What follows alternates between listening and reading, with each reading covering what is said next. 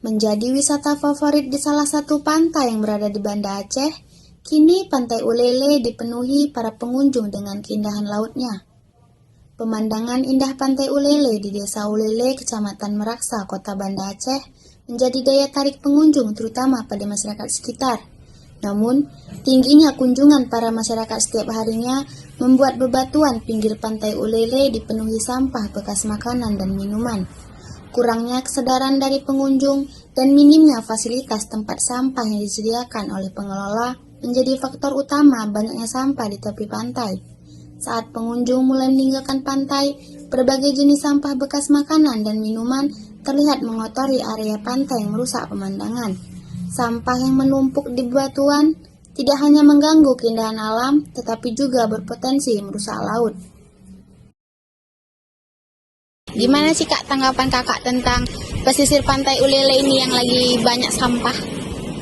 Ya, jadi karena kan kemarin tuh memang ada ditaruh tong sampah, tapi nggak dipergunakan oleh masyarakat yang duduk-duduk di sini gitu, atau dicampakkan, ditaruh-taruh lah di mana nggak tahu lah kayak itu kan. Tapi kan lebih bagus tong sampahnya dibuat misalnya semacam satu lah atau yang gede kayak itu dari besi gitu kan, perlunya kayak gitu biar bersih gitu, biar indah kita tengok pantai ini kan, Pantai Ulele ini.